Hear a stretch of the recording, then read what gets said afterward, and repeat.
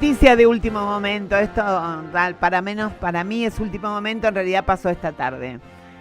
Este árbitro, Rafael Claus, que es un poco sospechoso si revisás su historial, tomó una decisión que nadie podía creer.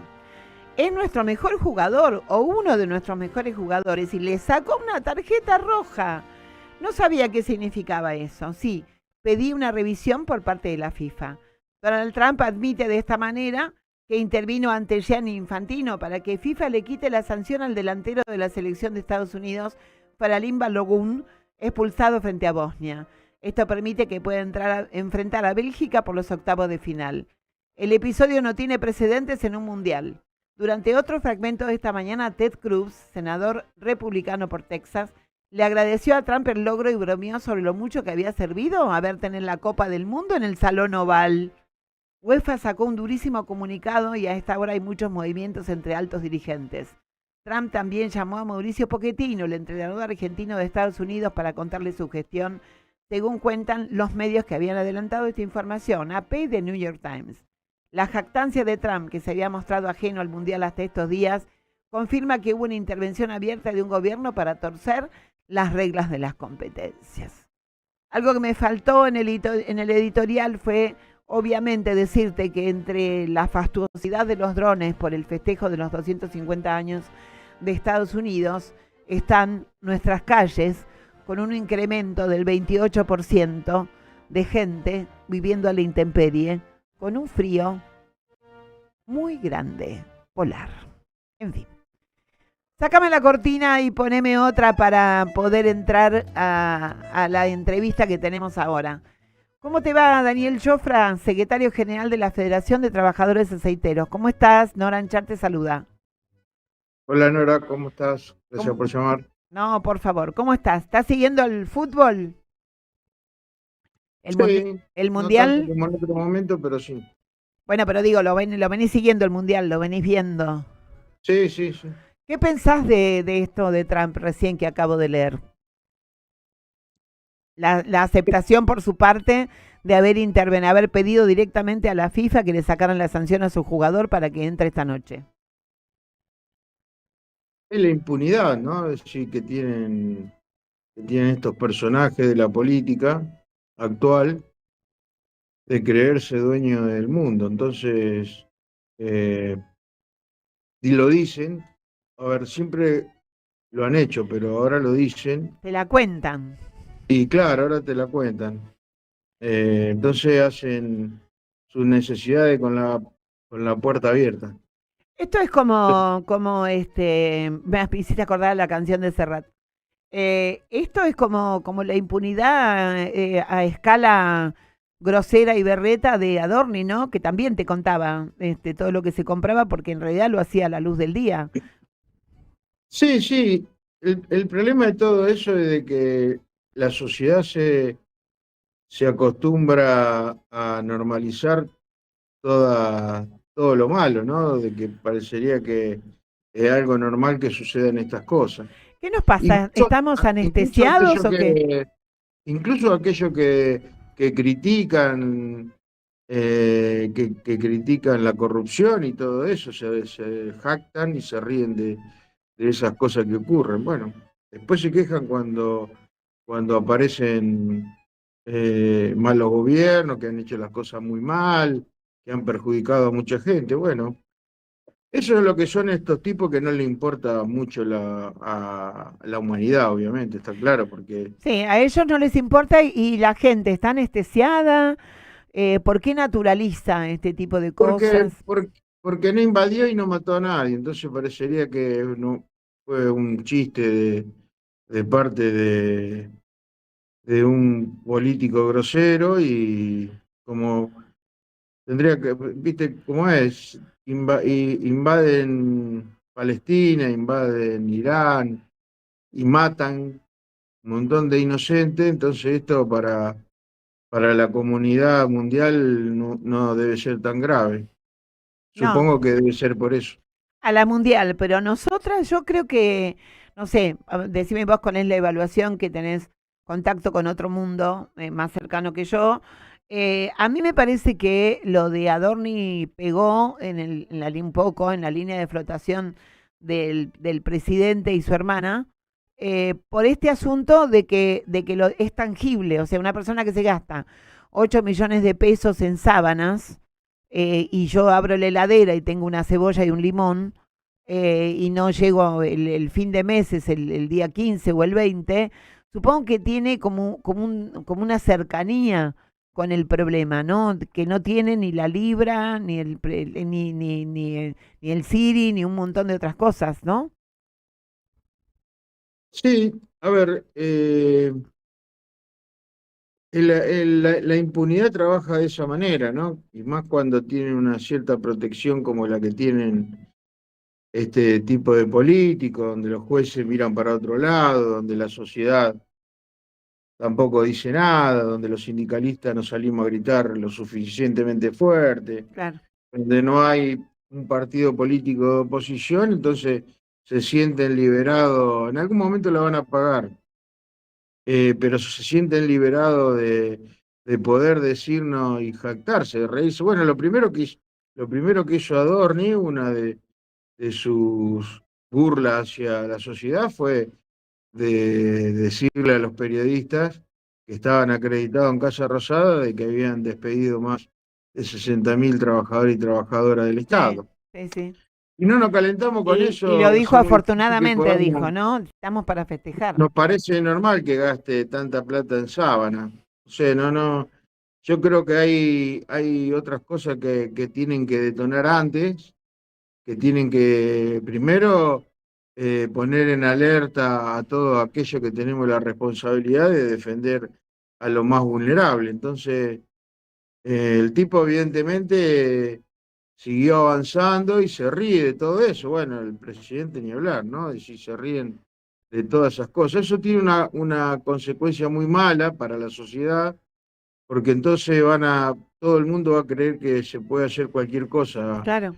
en un país. Entonces, bueno, Es 3 veces más impune que Menem, o 15 veces más impune que Menem. sí, creo que Menem cerraba la puerta, pero no dejaba de ser impune. Claro. Es decir, después de todas las cosas que se descubrieron, seguía siendo senador. Entonces, a ver, si uno entra a comparar la impunidad, deja de fijarse en alguien que realmente tenga valores, que sea culto, que tenga empatía con una sociedad que cada vez está peor. Entonces, me parece que tenemos que mirar para arriba y tratar de buscar un candidato que realmente no solamente sea honesto, sino que sea culto, que no Claro. podemos seguir teniendo a alguien tan inculto y eso genera, si un presidente inculto, qué se puede esperar de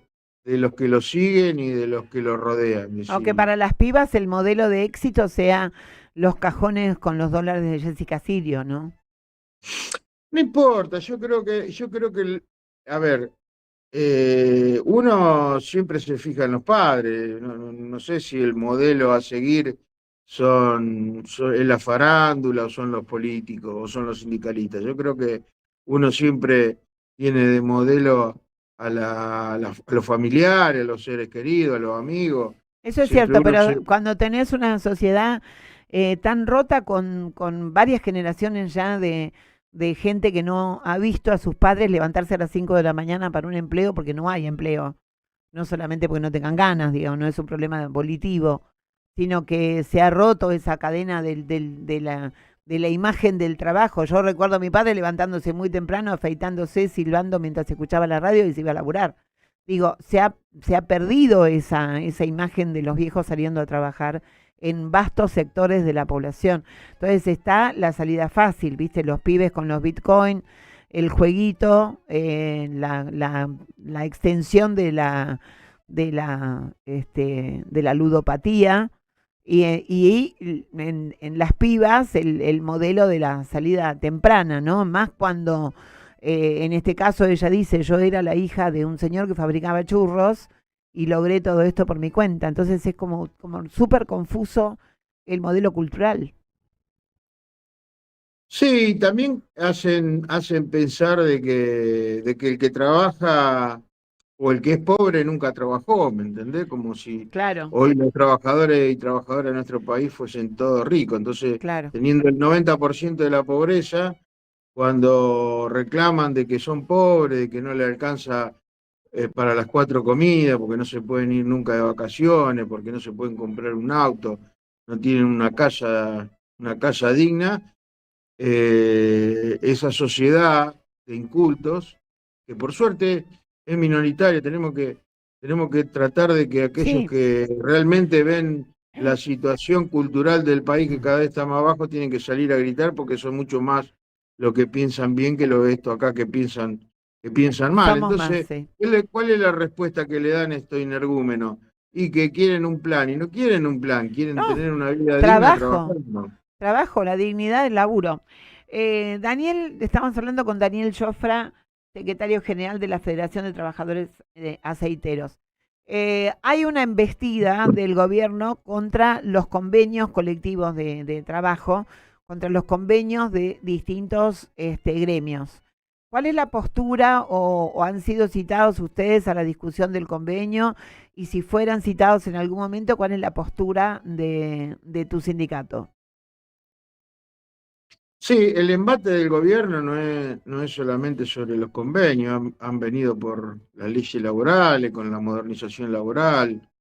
Está claro de que a partir de diciembre del 23 le ha declarado la guerra a la clase trabajadora y el resultado de eso, 25.000 pymes, más de 25.000 pymes cerradas, más de 320.000 trabajadores y trabajadoras en la calle, y la precarización laboral con la modernización laboral que ellos quieren tratar de decirle a la sociedad cuando nos volvieron a 100 años atrás.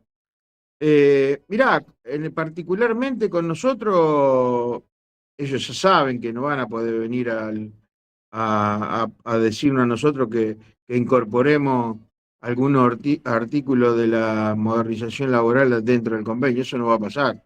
Eso es como decirnos a los aceiteros y a los desmotadores que tenemos que bajar los salarios porque la mayoría de los trabajadores de este país son pobres. Eso no va a pasar. A nosotros nos han convocado desde el gobierno y también nos han convocado las empresas. Nosotros no tenemos problema de sentarnos a ayornar el convenio, porque nosotros de hecho lo venimos haciendo de hace muchos años. Nosotros dentro del convenio tenemos los comités mixtos de seguridad y higiene industrial, incluso en las provincias que no tienen la ley. Lo tenemos en todas las provincias de nuestro país. Después hemos venido ayornando el convenio de acuerdo a las necesidades que tienen los trabajadores y trabajadoras. A ver, las empresas no necesitan que precaricen a los trabajadores para producir, está claro.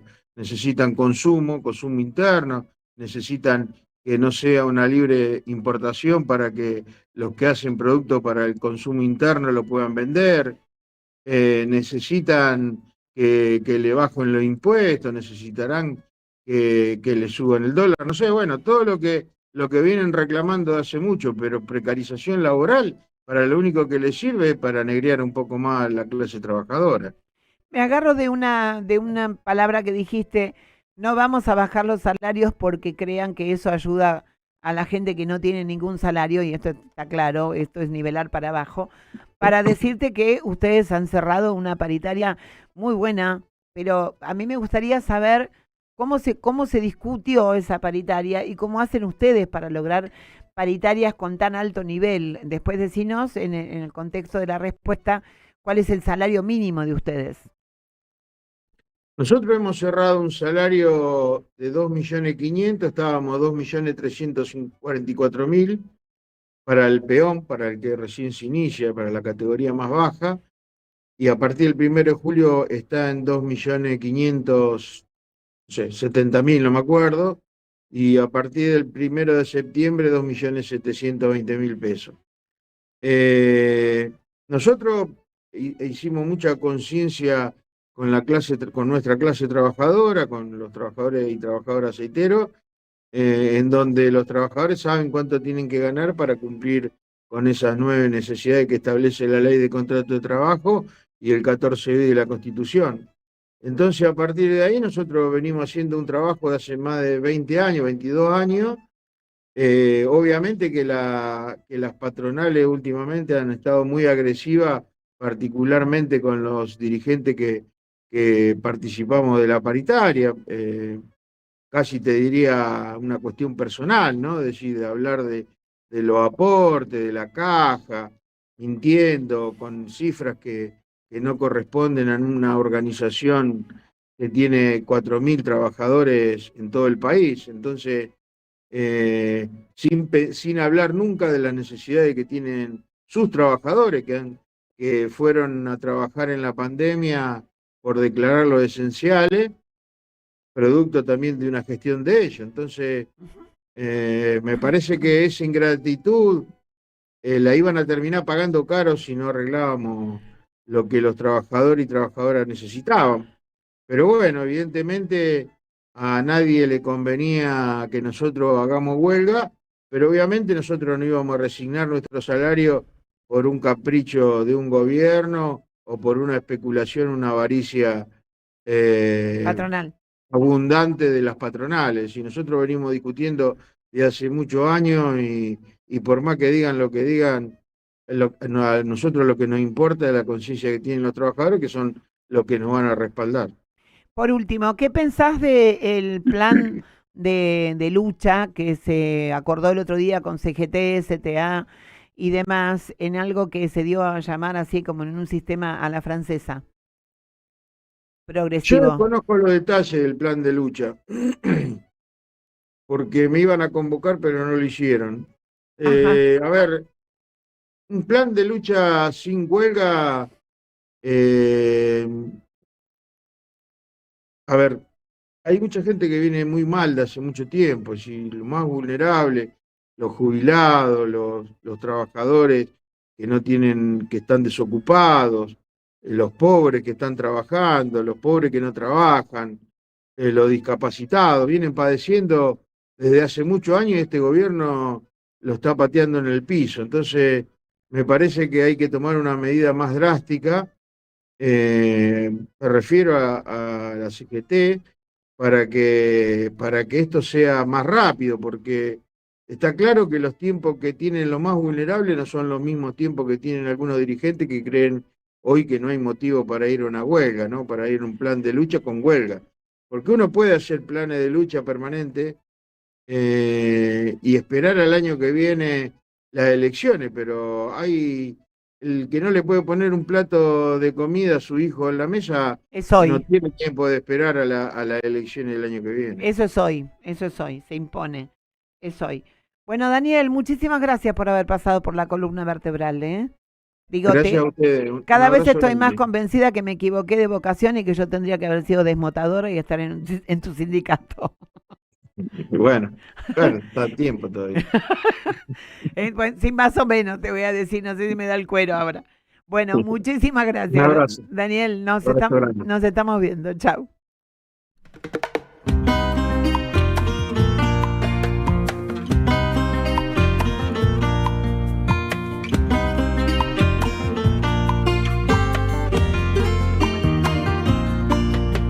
Cultivo la rosa blanca y la buena voluntad para el que me da la mano y el otro que no me la da. A la lechuza enjaulada, déjala que piense mal, y al pájaro de la benevolencia, échalo a volar. Al loco le doy razón y al bárbaro... Rosa León, Silvio Rodríguez, para los demás, María Elena Walsh.